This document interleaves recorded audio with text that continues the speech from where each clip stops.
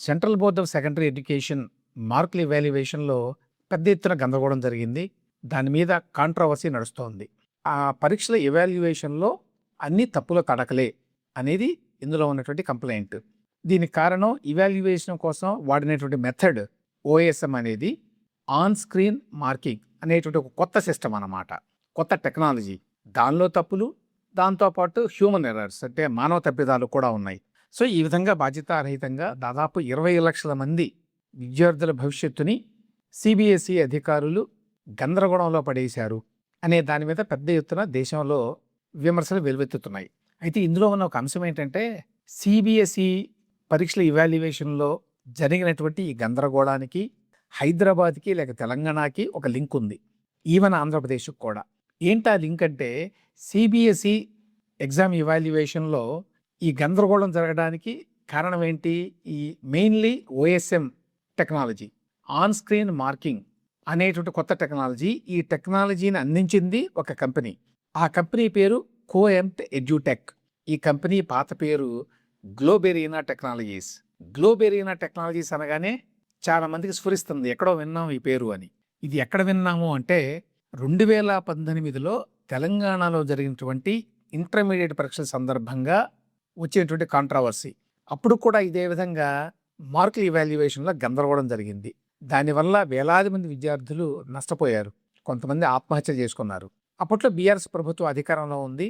రేవంత్ రెడ్డి గారు ప్రతిపక్ష నాయకుడిగా ఉన్నాడు. అప్పుడు కూడా ఇంటర్మీడియట్ బోర్డుకి ఒక టెక్నాలజీని అందించిన కంపెనీ ఈ గ్లోబెరీనా టెక్నాలజీసే. అదే గ్లోబెరీనా టెక్నాలజీస్ తర్వాత పేరు మార్చుకొని కోఎంట్ ఎడ్యుటెక్ అనే కొత్త అవతారాన్ని ఎత్తింది. ఆ అవతారంలోనే మరి జాతీయ స్థాయిలో జరిగేటువంటి సిబిఎస్ఈ ఎగ్జామినేషన్స్కి ఆ పేపర్లు దిద్దటానికి టెక్నాలజీని అందించింది. అప్పట్లో అంటే 2018లో తెలంగాణలో ఈ అంశం మీద వివాదం వచ్చినప్పుడు పెద్ద ఎత్తున విద్యార్థులు కంప్లైంట్ చేసినప్పుడు ఒక కమిటీని కూడా వేశారు. ఆ కమిటీని వేసినప్పుడు వాళ్ళు తేల్చారు ఏంటి? ఈ టెక్నాలజీని పూర్తిగా పరీక్షించలేదు, పూర్తిగా టెస్ట్ చేయకుండానే దీన్ని ప్రవేశపెట్టారు, దానివల్లనే ఈ గందరగోళం అంతా జరిగింది అని. ఆ టైంలో ప్రతిపక్ష నాయకుడిగా ఉన్న రేవంత్ రెడ్డి గారు ఏమని ఆరోపించారంటే కేటీఆర్ గారికి ఈ గ్లోబెరీనా టెక్నాలజీస్ అనే కంపెనీ యాజమాన్యానికి మధ్య సంబంధాలు ఉన్నాయి అనేటువంటి ఒక రాజకీయ ఆరోపణ కూడా చేశారు అప్పట్లో. ఈ గ్లోబెరీనా టెక్నాలజీస్ CEO ఎవరు? విఎస్ఎన్ రాజు. ఆయనే ఇప్పుడు ఈ కోఎంట్ ఎడ్యుటెక్ అనే కంపెనీ CEO కూడా. ఈయనకి తెలంగాణ ఇంటర్మీడియట్ బోర్డుతోనే కాకుండా ఇక్కడ ప్రభుత్వంతోనే కాకుండా ఆంధ్రప్రదేశ్ ప్రభుత్వంతో కూడా సంబంధాలు ఉన్నాయి. అంతకుముందు జేఎన్టీయు కాకినాడలో కూడా ఈయన ఇటువంటి ఒక టెక్నాలజీ మాడ్యూల్ని తయారు చేసి ఇచ్చాడు. దాని మీద కూడా ఆరోపణలు వచ్చినాయి అప్పట్లో. అయితే విశేషం ఏంటంటే ఆంధ్రప్రదేశ్లో కానీ ఆ తర్వాత తెలంగాణలో కానీ ఆ కంపెనీ మీద అంటే గ్లోబెరీనా టెక్నాలజీస్ మీద ఎటువంటి చర్యలు తీసుకోవాలా, ఏమైందో కూడా ఎవరికి తెలియదు తర్వాత. ఇప్పుడు అదే కంపెనీ కారణంగా ఇంత పెద్ద ఎత్తున సిబిఎస్ఈ ఫలితాల్లో అవకతవకలు జరిగినాయని, వేలాది మంది లక్షలాది మంది విద్యార్థులకు నష్టం జరిగింది దేశవ్యాప్తంగా అని విమర్శలు వస్తున్నాయి. సిబిఎస్ఈ ఎగ్జామినేషన్స్ సంబంధించి అంతా గందరగోళం జరిగింది, అవకతవకలు జరిగినాయి అనే విషయం ఎట్లా బయటకు వచ్చింది అంటే వేదాంత్ శ్రీవాస్తవ్ అనేటువంటి ఒక సిబిఎస్ఈ స్టూడెంట్ అతను ట్వీట్ చేశాడు ఏమని? నాకు ఫిజిక్స్లో చాలా తక్కువ మార్కులు వచ్చినాయి, నాకు అన్ని తక్కువ మార్కులు రావడానికి కారణం లేదు, అనుమానంతో నేను సిబిఎస్ఈకి నా పేపర్ కోసం అప్లై చేశాను. అప్లై చేస్తే వాళ్ళు నాకు నా పేపర్ అని చెప్పి పంపించారు స్కాన్ కాపీ. కానీ ఆ పేపర్లో ఉన్న రైటింగు నాది వేరువేరు, అంటే అది నా పేపర్ కాదు, ఎవరిదో పేపర్ని నా రోల్ నెంబర్ మీద ఇవాల్యుయేట్ చేశారు అనే విషయాన్ని ట్వీట్ చేశాడు. ఈ విధంగా అతను ఎప్పుడైతే ట్వీట్ చేశాడో వేలాది మంది విద్యార్థులు కూడా అదే రకమైన కంప్లైంట్ చేశారు. దేశవ్యాప్తంగా పెద్ద ఎత్తున ఈ రకంగా కంప్లైంట్స్ వచ్చేసరికి మరి ఉద్దేశపూర్వకంగానో లేదు రాజకీయపరమైన ఆలోచనతోనో కొంతమంది ఈ 18 ఏళ్ల వేదాంత్ శ్రీవాస్తవ్ అనే పిల్లవాడిని పట్టుకొని ఇతను పాకిస్తానీ, అందుకనే కావాలని సిబిఎస్ఈ మీద బుర్ర జరుగుతున్నాడు అనేటువంటి ప్రచారం చేశారు. అయితే ఆ తర్వాత ఇది కొంచెం పొలిటికల్ టర్న్ తీసుకొని రాహుల్ గాంధీ కూడా అబ్బాయికి మద్దతుగా ట్వీట్ చేశాడు. తర్వాత చాలామంది దేశవ్యాప్తంగా చాలామంది అతనికి మద్దతుగా వచ్చారనుకోండి. కానీ ఈలోగా ఆ కుర్రవాడికి అంటే ఆ వేదాంత్ శ్రీవాస్తవ్ అనే కుర్రవాడికి సహజంగానే సైకలాజికల్గా చాలా డ్యామేజ్ జరిగింది. ఎందుకంటే ఆ వయసులో అంతమంది మీదబడి నువ్వు పాకిస్తానీ లాంటి మాటలు మాట్లాడితే తట్టుకోలేనటువంటి వయసు అది. అయితే ఈలోగా అతను చెప్పింది కరెక్టు అని చెప్పి సిబిఎస్ఈని ధృవీకరించింది. వాళ్ళు ఏం చేశారు, మళ్ళీ అతనికి ఒక లేఖ రాశారు. ఏమని? మేము 2 కంపేర్ చేసాము. అవును, అది నీ పేపర్ కాదు. నువ్వు రాసినటువంటి ఫిజిక్స్ పేపర్ కాదు. అది తప్పు. ఇదిగో అసలు పేపరు నువ్వు రాసింది. ఇప్పుడు మార్కులు కూడా మేము మారుస్తాము దీని ప్రకారం అని చెప్పి. అయితే ఎందుకు జరిగింది ఈ గందరగోళం? ఎవరు దీనికి కారణం? దానికి సంబంధించి ఏ రకమైన చర్యలు తీసుకుంటున్నారు? ఇవేమీ లేవు. ఓకే, ఒక పొరపాటు జరిగింది. నీ పేపర్ ఏదో మారిపోయింది. నీకు వేరే వాళ్ళ మార్కులు ఇచ్చాము. కాబట్టి ఇప్పుడు మళ్ళీ నీ పేపర్‌ని దిద్ది నీకు మార్కులు ఇస్తాము అని చెప్పి ఊరుకున్నారంతే. ఇదే విధంగా కొన్ని వేల మంది, లక్షల మంది కూడా కంప్లెయింట్ చేశారు. 4,00,000 మంది ఈ విధంగా మాకు మార్కులు తక్కువ వచ్చినాయి, మీరు పేపర్‌లు దిద్దలేదు అని చెప్పి కంప్లెయింట్ చేశారు. దాదాపు 11,00,000 మంది తమ ఆన్సర్ షీట్ల కోసం అప్లై చేసుకున్నారట. సామాన్యమైన విషయం కాదు కదా అది. ఏం జరిగింది అంటే చాలామంది చేసే కంప్లెయింట్ ఏంటంటే, ఒకటి ఓఎస్ఎం అంటే ఏంటి? ఆన్ స్క్రీన్ మార్కింగ్ సిస్టమ్ అంటే మొత్తం రాసిన పేపర్‌లని స్కాన్ చేస్తారు. వాటిని కంప్యూటర్‌లో పెడతారు ఒక పోర్టల్‌లో. ఆ పోర్టల్‌లో ఆయా టీచర్లకి లేక ఎవాల్యుయేటర్లకి యాక్సెస్ ఇస్తారు. వాళ్ళు ఇంట్లో కూర్చొని ఎక్కడ కూర్చొనైనా సరే దిద్దొచ్చు. ఎందుకంటే అది అవైలబుల్‌గా ఉంటుంది కాబట్టి ఆన్‌లైన్. సో, ఆన్ పేపర్ ఇదంతా బాగానే ఉంది. అంటే అంతకుముందు హ్యూమన్ ఎర్రర్స్ అంటే మానవ తప్పిదాలు ఎక్కువ జరుగుతున్నాయి ఎవాల్యుయేషన్‌లో, ఈ మార్కులు ఇవ్వడంలో.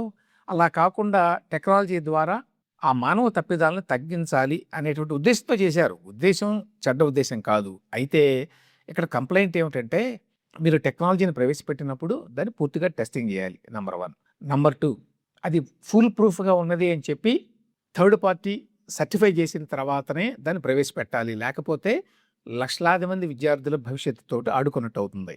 అన్నిటికంటే ఇంపార్టెంట్ ఏంటంటే, ఏ కంపెనీకైతే ఇస్తారో ఈ టెక్నాలజీ ఇంప్లిమెంటేషన్‌ని, ఆ కంపెనీ సామర్థ్యం మీద పూర్తి నమ్మకం ఉండాలి. ఆ కంపెనీకి ఎటువంటి బ్యాడ్ హిస్టరీ ఉండకూడదు. కానీ నేను ఇంతకుముందు చెప్పినట్టు కోయంట్ ఎడ్యుటెక్ అనే కంపెనీ బ్యాక్‌గ్రౌండ్ అంత పరిశుభ్రంగా ఏమీ లేదు.